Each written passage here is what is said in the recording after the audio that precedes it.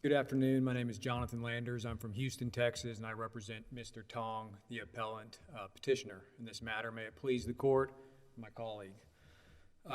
There's three issues remaining in this appeal. We have the due process issue related to the voir dire arbitrary change in law issue. We've got the ineffective assistance of appellate counsel related to that issue. And we've got the Wiggins or Martinez-Trevino, Shin-Martinez issue, which seems to be changing almost weekly, quite frankly. With the court's permission, I'd like to start with the due process issue. I know it's been a while since it's been addressed, but I do think it's very important. First, I'd like to point out what this claim is not. This is not an attempt to constitutionalize peremptory challenges. This is not a substantive due process claim. It's a freestanding procedural due process claim. And it's a question of whether or not a court, during voir dire in a capital proceeding, is permitted to change the law prior to the beginning of voir dire and then arbitrarily change the law in the middle of voir dire. And I would point out that for well over 100 years, the rule has been due process requires adherence to the standing law. And I would point out two cases. Well, of course, the initial change here was favorable to Mr. Tong, right? In other words, if no change had ever been made, it would have been the usual, and there wouldn't have been any basis on which to complain. So, if anything, he benefited. I understand that you're emphasizing it's fair that you do so, that there was maybe an unexpected change, but overall, he came out ahead in terms of the number of challenges that he was permitted. He certainly came out ahead by the number he was permitted by statute, which would have been 15. But as I'll discuss, in these voir dire cases that involve due process violations or equal protection violations, the reason they don't conduct harm analysis is we don't know what would have happened here. And so the court's aware, and I'm aware of the way the process should have worked is you get your 15 challenges. Afterwards, if you think that you've been erroneously denied a challenge for cause, you request another strike, explain why you need it, and they would give you one. We've all read these capital voir dire proceedings before. Oftentimes, you will get additional peremptory strikes at the end. The issue is, we'll never know how this case would have turned out had this been conducted in the regular fashion.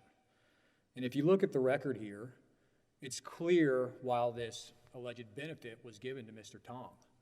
The trial judge himself tells us once the state starts to object, I think he was talking to the prosecutor, Mr. McClellan. He tells him, Mr. McClellan, you can go talk to your appellate division over there. The last thing you want on appeal is a big fat record where I'm denying strikes for cause. This wasn't done favorably to Mr. Tong. It was done to insulate this case from a perceived appeal. This trial judge seemed to think there was going to be a death sentence handed down in this case.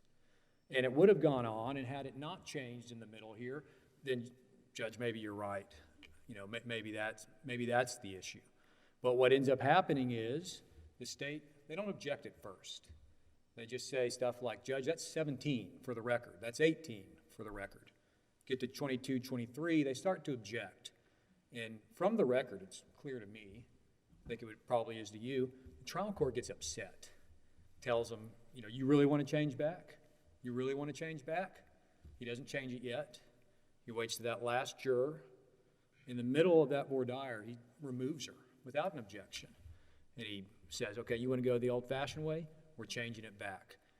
That was an arbitrary decision to do at that point. And as the defense said, and I think it's as clear from the record, the defense had been relying on this, quite frankly, illegal procedure from the start, only to have it changed on them. So the problem is we'll never know what would have happened here.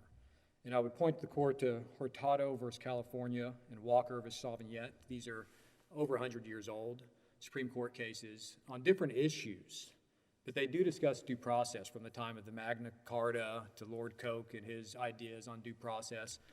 And one thing that's clear is that due process requires adherence to the law of the jurisdiction, which we didn't have in this case. A test this court could apply here comes from Hicks versus Oklahoma. The question for due process, and that's a case where the law was not followed also. The law was that this was a sentencing issue. The defendant should have been sentenced between 10 years to life, but was improperly instructed that the jury was instructed you have to come back with a 40-year sentence. The test given by the Supreme Court in that case, where the law was not followed by the trial judge, is that due process preserves against arbitrary deprivations of statutory protections, we've got that here, if the petitioner has a substantial and legitimate expectation that the statutory protections will be followed. Going into this trial, Mr. Tong and his attorneys had the right to believe the law would be followed, and it wasn't. They didn't require any further finding of harm in the Hicks case. That was it. That was the test. If that test was met, it had to be reversed. We also have numerous voir dire type cases where the law was not followed in one way or another. Peters versus Kiff, where African Americans were excluded from a jury. That case granted relief despite the fact, and this is why I bring this case up, at that time there was no right to a jury in the state courts. Duncan had not been decided. Just as there's no right to peremptory challenges right now, it didn't matter. The problem was the due process violation, and because there was a due process violation, the case had to be reversed. It was basically structural harm. In Gray versus Mississippi, the trial judge failed to follow the state law on voir dire, and it resulted in basically a Witherspoon type error. The question there, so as a due process violation, was whether the composition of the jury panel as a whole could possibly have been affected by the trial court's error. That was it. We meet that standard here. So long story short, this was a due process violation. Now, the state cites, rightfully so, Rivera, Ross versus Oklahoma, Martinez versus Salazar. These are all cases that hold there's no right to peremptory challenges. But I would point out for the court that each one of those cases specifically says what they're not. They specifically say they're not a case where the judge willfully did not follow the law or repeatedly did not follow the law. Those cases are completely different from what we have here. Briefly, I would note that we have cause and prejudice based on ineffective assistance of appellate counsel. I believe the director agrees, the court below agreed. If this is a due process violation, then appellate counsel was ineffective. So it really comes down to the merits of this claim, the underlying claim about whether or not we can show cause and prejudice. Lastly, I would note this doesn't break new ground. It's not Teague barred because the idea that a court should follow the law has been in existence for hundreds of years, maybe since the time of the Magna Carta. On the ineffective assistance of appellate counsel claim, there's a freestanding claim there. I would just point out, initially, I believe that a certificate of appealability had been granted on that claim. Whenever we went back down on our remand, I did ask for clarification on that. Judge Atlas told us she denied COA on that claim. But as you're already aware, the motion for new trial, because it's already been denied, acts as a request for COA from this court on that claim. And then I would also note on the record on appeal, the record that I have, that order, her orders, whenever we went back down, they're not in English, they're in like symbols. And so for the court should be aware, they were actually written out, of course, originally, and I'm sure the court has access to her actual orders. That claim, once again, would rise or fall on the basis of the due process argument.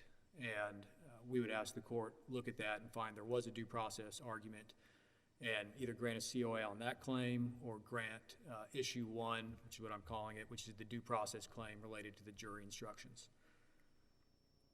I'll move on to what the district court called serious claim of ineffective assistance of trial counsel. And it's kind of in a strange posture right now because at this point, this claim, as it sits, has never been addressed on its merits by any court. Judge Atlas addressed it previously, but as this court noted, of course, that was when funding had been denied. It was pre-Ayestas, and the claim now is much more robust than it was the first time around, now that we had proper funding to perform a mitigation investigation. So I'm only going to briefly kind of highlight the facts, the underlying facts of the claim for the court, because quite frankly, we have more procedural type issues to deal with today. Well, one of the issues you have to deal with is that the district court denied a stay under Rhines for various reasons. And we directed the counsel to address our recent decision in Sandoval-Mendoza versus Lumpkin, which talks about when a Rhines stay is foreclosed. And I was hoping to get your response to that because the decision does seem directly on point here. I agree with you that decision is on point for a portion of our plainly meritorious argument. So you're aware, of course, the three prongs of the Rhines stay. This deals with whether or not this is a potentially meritorious claim. Well, I mean, that would be dispositive of the Okay. Rhines claim if Sandoval-Mendoza settles it. So why doesn't Sandoval-Mendoza settle the Rhines issue as to prong two? It would be meritless. Because I've gone back to look at the briefing just to make sure I'm correct about this issue. The only grounds that Sandoval-Mendoza raised for why he might be entitled to a subsequent habeas in Texas was this Martinez-Trevino ground. That was it. We've also separately alleged that under Texas Code of Criminal Procedure, Article 1107, Section 5A3, I'll just call it Section 3, that we can meet that standard. That's a separate standard than this whole Graves case. Graves is an interesting case because that's the Texas case on point. Graves had actually raised a freestanding claim of ineffective habeas counsel, and that's the whole issue that various justices have suggested maybe we should revisit that over time. In this Sandoval-Mendoza case, apparently, the only hurdle that he said he could clear, the only way he thought he could raise a subsequent writ was if Graves was reconsidered. He didn't argue anything else. This court did hold that the opportunity to reconsider the Graves issue is not enough. I do think that it forecloses my argument on the Graves issue. Yeah, I agree with you. But it does not foreclose the argument on the Section 3 issue, which is different. Section 3 requires, but for a constitutional violation, no rational juror would have answered in the state's favor one or more of the special issues. Continues on a little bit. Section 3, though, how do you pronounce it? Roca? Yes, sir. Because am I being too nuanced to say the argument here turns on footnote 42 in Ex parte Blue and whether or not? So, once again, right? Once again, we do have a rather complicated issue here. Well, what it's in a simple form, isn't it, saying Judge Tipton said that his Wiggins claim would be meritless because it couldn't be brought under 5A3 if 5A3 has codified Sawyer's actual innocence test. That's how I saw the sort of equation play out. And that's is it Rocha or Roca, Judge? Doesn't matter. Doesn't matter. Yeah, Okay. That's the case I'm thinking of. Okay. I would first point out about Rocha. That was a question, I believe, whether or not what I'll call Section 3 was an independent and adequate state law grounds. Okay. And the main issue there was whether or not the A3 required merits review. I believe that was the argument in that case. I think the argument was it's not an independent and adequate state law grounds because we necessarily look to the merits in Texas. And that idea was shot down in that case. So it is a little bit of a separate question. But here. if Sawyer is codified Right. in Section 3, and I'm not trying to box you in a corner, Right. then I think Judge Tipton's right. Okay. You couldn't prevail, and therefore you've got to argue that the CCA, when it's interpreting Texas law, didn't. Is that fair? I agree with that. Okay. And so I'm going to tell you why I believe Section 3 is more broad than Sawyer. Exactly. So Section 3, you have to look at what issues are submitted to the jury, because that's what Section 3 says. It doesn't say, it could have said, only the issues the state has the burden of proof on, which would be the future dangerous issue. That's the way we do it in Texas. Some of us disagree, but, so the issues submitted to the jury here include both the future dangerousness issue and specifically the mitigation issue, 37071, Code of Criminal Procedure. So by its plain text, Section 3 is more broad than Sawyer and can include mitigation evidence. So as applied to Mr. Tong's case. Right. I see where you're going, just with time, because I want you to Yes, sir. get to the good cause first element. Okay. But are you familiar with Ex parte Blue? I am. And are you familiar with footnote 42? I, for some reason, have footnote 40 and 41 written down. Okay. I read it again last night. What do you think the CCA has said is its construction of Section 3? I remember in that case, I think it's that case, them saying that it was an attempt to essentially codify Sawyer versus, Right. But The- then the in the Sawyer footnote, versus they Whitley. say, but we've got the special jury question, and I didn't see that they resolved it. right.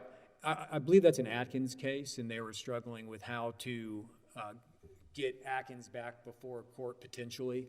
And I do think it's kind of all over the place. I don't think it's necessarily controlling here. And I can tell you that I'm not familiar in Texas, and I do practice Texas habeas work quite a bit, of a case specifically applying a Wiggins-type claim to Section 3. So I do think that Blue is not controlling. I don't know that that footnote resolves this issue one way or another. And our argument is that the plain text of the statute is clearly more broad. If you're right, you still have to surmount the first element underlines. And just as if I'm correct, the good cause question, Yes, sir. you would win if you were in the Ninth Circuit. Right.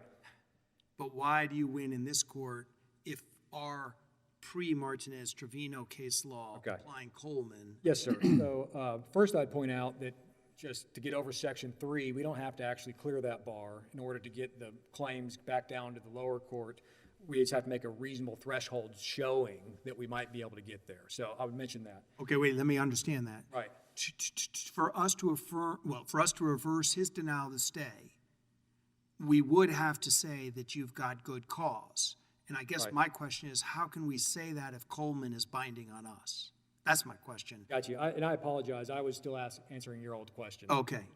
Oh. So here's where I'm going with that. I recognize that Hall versus Thaler and Williams versus Thaler exist, okay? Neither one of them are binding on this court because they're both pre-Trevino cases. They're both Texas cases.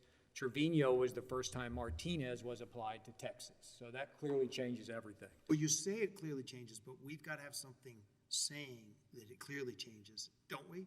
In other words, the Supreme Court didn't in Trevino say this clearly abrogates Coleman. We don't have a statement. Right? We are still, Right. aren't we still under published Fifth Circuit law? But push back. No, that's what I'm. You're with me. Push back. So just so you know, first Hall versus Thaler, unpublished case. So that I know that. Putting that aside. doesn't discuss Martinez, and it's pre-Trevino. First off, let me point out a major factual difference as well. And the court hung its hat on this difference. This is Williams v. Thaler you're talking about? This is Hall versus Thaler. Okay. I'm not, Okay. It's unpublished. I'm not focused. Okay, great. So Williams versus Thaler, pre-Martinez, pre-Trevino. The merits of the claim had actually been reviewed. But because it's based on the statements in Coleman, and it's pre-Martinez and Trevino, the court, I think in that case, also decided what was eventually decided in Martinez, the cause, not good cause under Rhines, but cause under cause and prejudice. And that was decided the other way of Martinez. So to the extent that Martinez, well, clearly that part of that case would, the cause and prejudice part was overruled, clearly. Now, In the context of a situation like where you've got ineffectiveness at the trial lawyer and the appellate lawyer, that's Right. Martinez-Trevino. Here we don't have yet. The whole point of the Wiggins inquiry would be to decide whether or not there was trial level ineffectiveness. right. So it's not a parallel situation. And the Ninth Circuit's saying, well, it's equity one to the other. Right. That's your argument. Our argument, and we briefed this, I forget all the cases, but it seems that the good cause from Rhines is actually easier to meet, just in general, than cause from cause and prejudice. And the fact that, and let me point something else out here. Unlike Shin Ramirez, which is a statutory case, okay? The Rhines case is not based on a statute, it's based on equity. Same with Martinez-Trevino, both those cases. They're based on equity. So our argument is, as an equitable matter, the Supreme Court has told us that ineffective assistance of trial counsel claims are the bedrock of all the trial rights. Without a good lawyer, without an effective lawyer, almost nothing else matters. And for that reason, there's an equitable, under the cause and prejudice standard, way to get around a procedural default. But what would your limiting principle be then? Wouldn't that allow any litigant a second bite at state exhaustion? Anytime you've got ineffectiveness of the habeas stage, what's your limiting principle? Because this would... The way we would limit it here is we would limit it to exactly what Martinez-Trevino did. That's what we're asking for, because we have the same thing. We're not asking the court to decide anything else at all other than ineffective trial counsel. That's the underlying claim. Which we don't know yet. I mean, It's never been, said it's a serious claim, right, but it hasn't been decided. never been addressed on the merits. Yes, that's correct. And I would point something, so to limit it, we would do the exact same limitations from Martinez-Trevino and try to apply them into the Rhines analysis. That would be the way to limit it. Any circuit done it other than the Ninth, and I don't mean to dominate. Any circuit that's done that? I went back after Shin Ramirez and went back again before this argument, and we've cited them, and they've cited some. I don't remember if there was any other circuit. There's district courts that have granted them, there's district courts that have denied them, okay? But I don't know of any other circuits. That would be the direction we'd have to go to reverse. Correct, on that good cause issue, right. There's a threshold one, we've got to reach that. You got to reach good cause. And so essentially that's what we're saying. We're saying Martinez cause, I think, is even more onerous of a burden than good cause here. I would point out both Martinez and Trevino have underlying rationales and goals here. And it's that whenever you have ineffective assistance of your trial counsel, and I know you have the briefing on, it's not even as robust as it was before the district court about the Wiggins claim here. And we have made a very strong showing that state habeas counsel did absolutely no mitigation investigation. None. But the underpinnings of both those cases are this.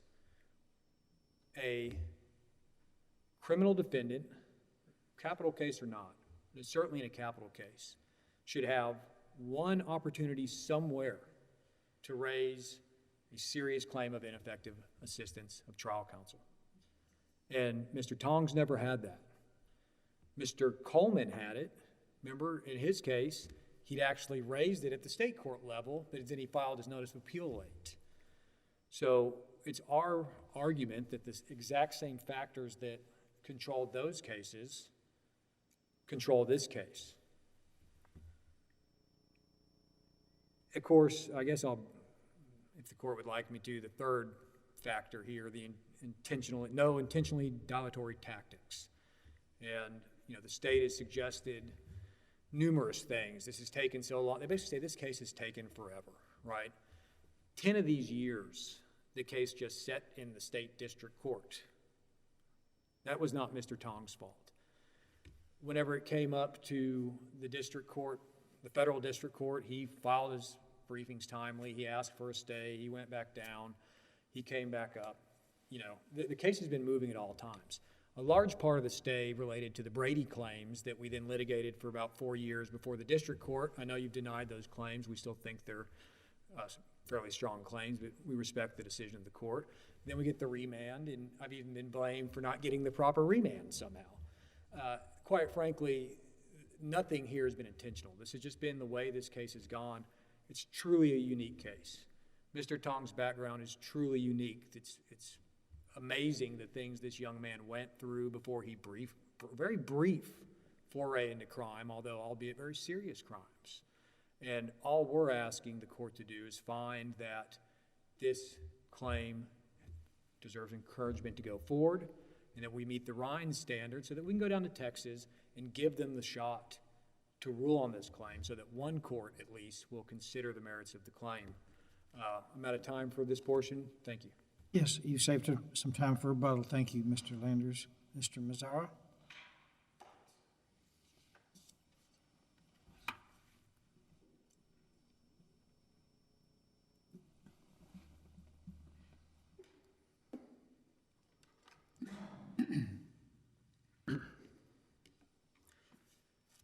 May it please the court. There are two primary issues, the Rhine stay and voir dire.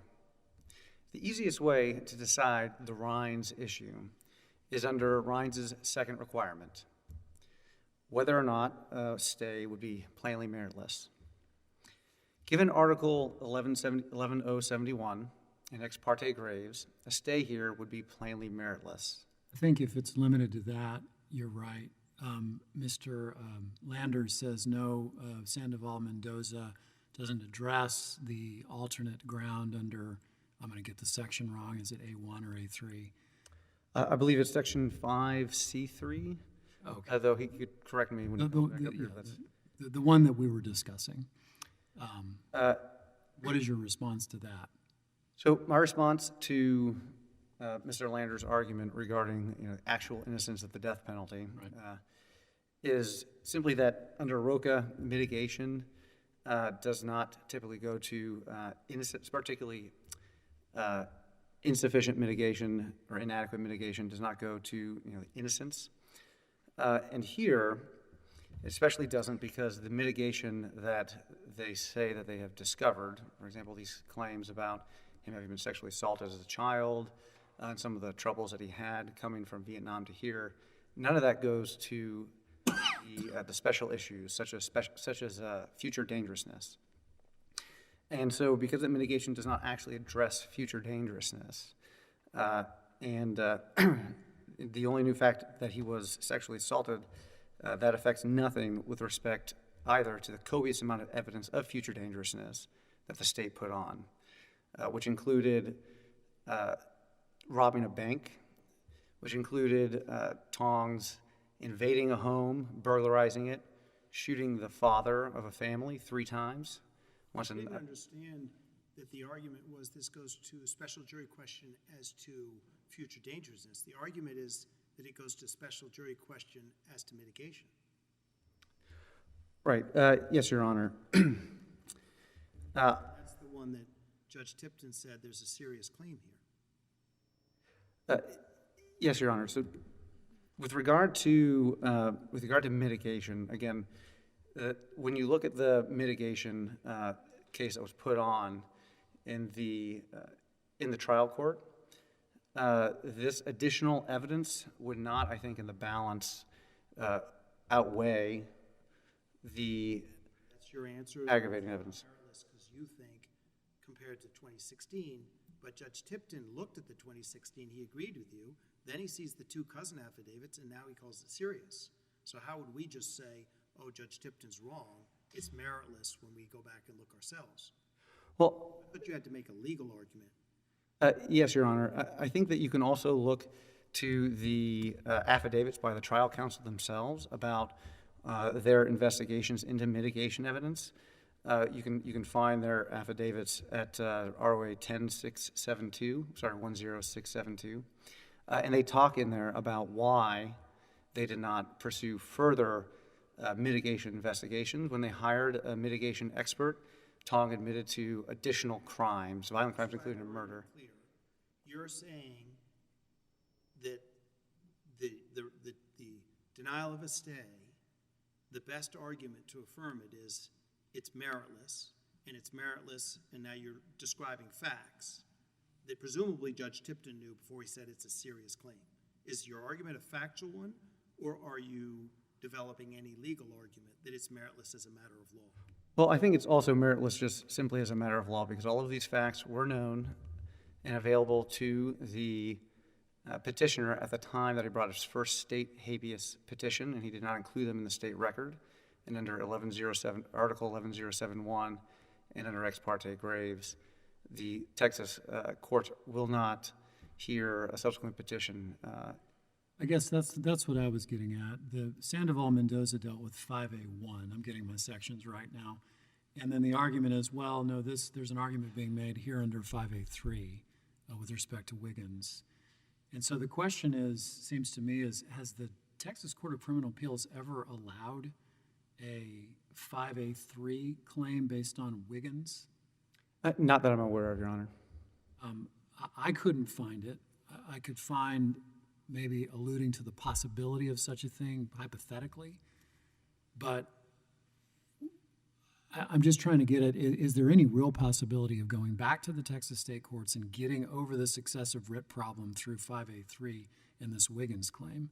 And I'm having trouble finding any Texas law that would allow that. No, I don't believe that there would be any merit to doing that again under, again, I don't know of any case myself that the CCA has allowed that to happen. Do you know the Ex parte Blue case? Yes, I'm familiar with it, Your Honor. No, I thought it was footnote 42. Maybe it's footnote 41.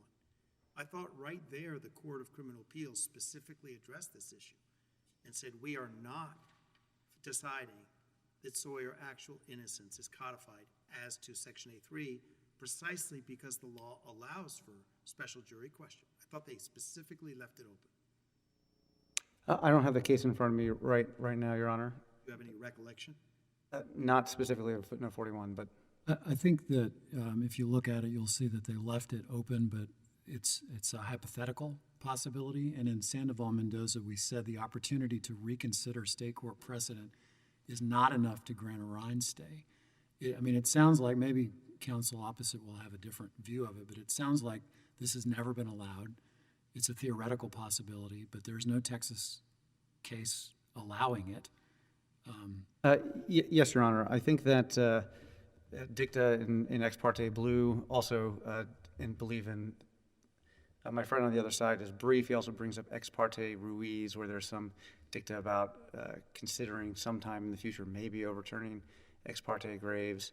That none of that is enough to hurdle Rhines's second requirement that a stay not be plainly meritless, or Sandoval-Mendoza, which says that the fact that a state courts might reconsider prior precedent, that the fact that they might do that is not justification enough to hurdle the laws that currently exist.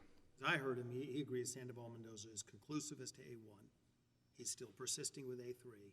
Are you familiar with our case from October of this year, our case, Murphy versus Nasser? I am not, Your Honor. We've been debating this issue. It's a very difficult issue, whether or not A3 codifies actual innocence as a requirement. It's an eerie guess about state law. You aren't here as I hear. You're not asserting to us there's some answer. You don't have authority saying that's answered, or you do? Your Honor, I believe we believe that Sandoval-Mendoza, forecloses the issue. The fact that Forecloses the issue as to A3? that there might be a change or development in law, that going back to state courts, expecting them to review these issues, that Sandoval-Mendoza forecloses as a justification for Rhines. I would have thought you'd focused on the first element of Rhines. And I don't mean to force you to go there, but you heard my inquiry. It seems to me we aren't in the Ninth Circuit. And are you familiar with that whole, it is a little intricate puzzle, but I'm guessing you're familiar with it. What would you say in answer to his comments about Martinez-Trevino have changed cases like Williams v. Thaler? The Ninth Circuit's right, this is an equity, we should apply the same to a good cause requirement. Well, our response to that, Your Honor, is that we don't believe that they were speaking entirely on point to whether or not the ineffective assistance of appellate counsel in this context would justify cause in the Rhines context. However, I do think that the second requirement, again, of Rhines is probably... You're really resting on the second requirement. Well, on the first prong, don't we have cases that say that ineffective assistance of habeas counsel isn't good cause? Those are admittedly pre-Martinez, but why?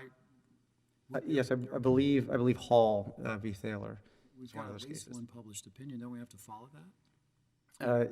Yes, under the rule of orderliness. Why are you tentative? Why are you jumping back to second prong. That's a strong argument. Well, I mean, I think that both arguments, I believe the state has made both arguments and is holding to both arguments, Your Honor. You want to critique the Ninth Circuit Blake decision? No, Your Honor. We're in, I'm not familiar with the Ninth Circuit arguments, and I mean, The Ninth Circuit directly addressed this and states that Martinez-Trevino has changed the law and should apply in this exact context. Have you read the Blake decision? Your Honor, preparing for this case, I read the Fifth Circuit opinions on point with regard to the issues that were raised by the opposing party. I mean, it seems a stretch to me that Martinez directly changed those cases because it's in a different context. And we usually require an unequivocal overruling by the Supreme Court in order not to have to follow our own precedent. Yes, Your Honor. I mean, this court has recently pointed out such a need in the case in Mullis, for instance. I was about to bring up Mullis. We have two members of the Mullis panel here, and that seemed to strictly follow our own precedent, even though arguably Shen might have called it into some doubt, and yet we have to follow our own precedent. Yes, Your Honor.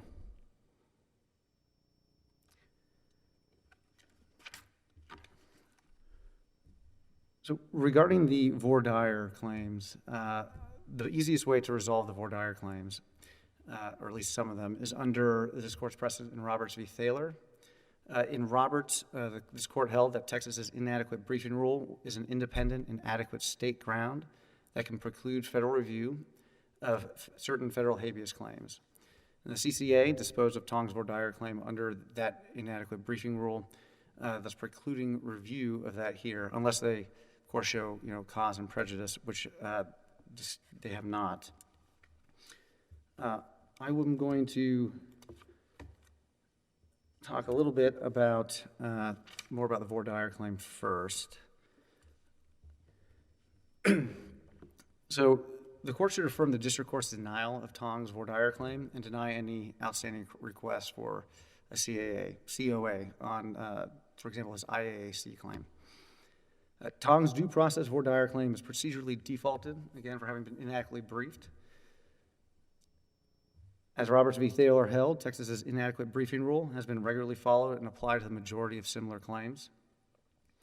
The consequence of the CCA's disposing of Tong's voir dire claim under the inadequate briefing rule is that, according to Roberts, the state court's denial of that relief on an independent adequate state ground procedurally bars review. And under the rule of Orleanis, Roberts bars consideration of Tong's due process voir dire claim. Now, regarding some of the other issues that he raises, for example, the structural error claim that he raises in his briefing, that claim has not been exhausted. It wasn't raised in the state habeas or on direct appeal. And he would have to overcome, show cause and prejudice for why that hasn't been overcome, because otherwise it's barred for consideration by this court. And additionally, and more importantly, one of the kind of the thrust of the voir dire claim is that there was, whether it's structural, whether it's a due process error, all these errors have to deal with these peremptory challenges. Having gotten 15, having been told he was going to get unlimited peremptory challenges, getting his 15, having 8 more, but then that being pulled back by the judge. The other side claims that this is there's a constitutional issue here, but Rivera v. Illinois, I think, is sufficiently on point, where Rivera v. Illinois talks about how peremptory challenges and things dealing with peremptory challenges are state law issues. They are not of a constitutional dimension. And therefore, if these claims, not only are they procedurally barred, but if the court were to decide to disagree, additionally, I mean, there's not constitutional issues and they can't be considered under AEDPA. Now, I also want to touch on Tong's request for a COA on his ineffective assistance of appellate counsel claim, arising from the inadequate briefing. So, first of all, Tong briefed that claim on the merits in the state habeas proceedings, and it was rejected as having caused no prejudice. You can find that at ROA 11015. And so it falls within the AEDPA deference under 2254D, And so unless that decision, again, was clearly wrong, it was unless it was so lacking beyond any fair-minded disagreement, as Richter would put it, then that issue is resolved in the state's favor.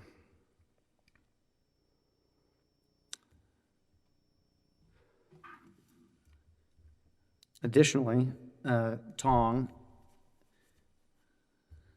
cannot even approach establishing any sort of prejudice anyway from his voir dire claim, because for Tong to win on any of his voir dire claims, whether it's the IAC claim or the due process claim or any of these other claims, he would have to show that the trial was fundamentally unfair, which would require him to show that there was a reasonable probability that the verdict might have been different had the trial been properly conducted. He cannot do this because he fails to show how he would have otherwise conducted the voir dire. He fails to show even one juror affected, any one juror that was affected by the decisions of the trial court, who was a biased juror or was unqualified to serve. And in fact, he concedes the jurors were unbiased and qualified. And because there's no constitutional right to peremptory challenges, even looking at the merits of this, he would fail. If there are no further questions, thank you, Your Honors. The state requests that this court affirm the district court and deny Tong any additional COAs, certificates of appealability. Thank you, Mr. Mazzara. Mr. Landers for rebuttal.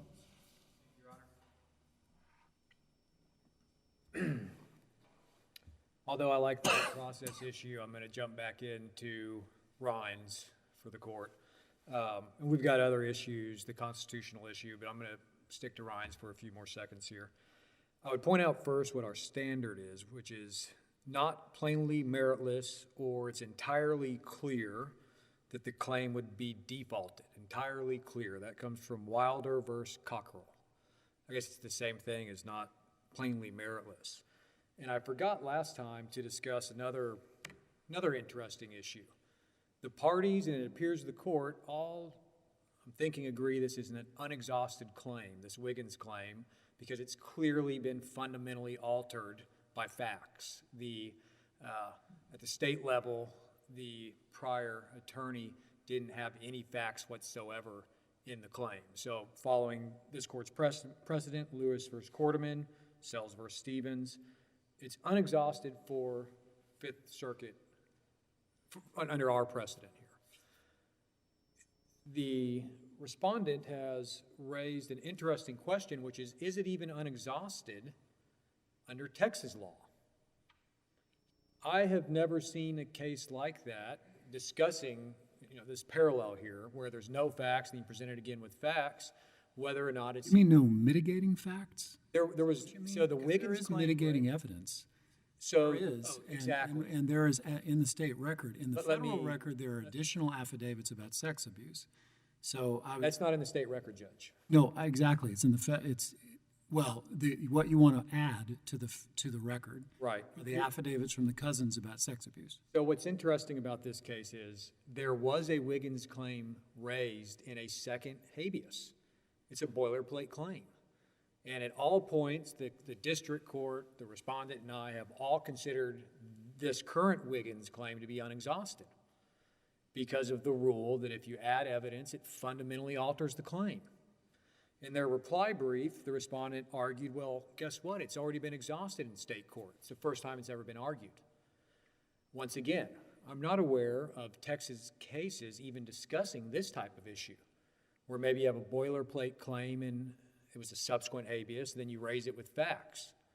But it gives us another possible reason that the CCA could allow Texas to review the Well, claim. it seems to me that in the Sandoval, although it doesn't directly address A3, stands strongly for the proposition that an argument that Texas law may develop in the future isn't enough to get through Rhines. I see it differently because Sandoval involved an issue that the CCA in Graves has already said we're not doing. We're not going to do it. Under 5A3, we don't have that issue. So it's different saying, well, we don't know how they're going to apply their law, which is what I'm talking about. It's different than saying they already said we're not going to apply it the way the petitioner wants it. That's a different question. And there's yet another issue, and I'll cite you to this case. It's in the brief.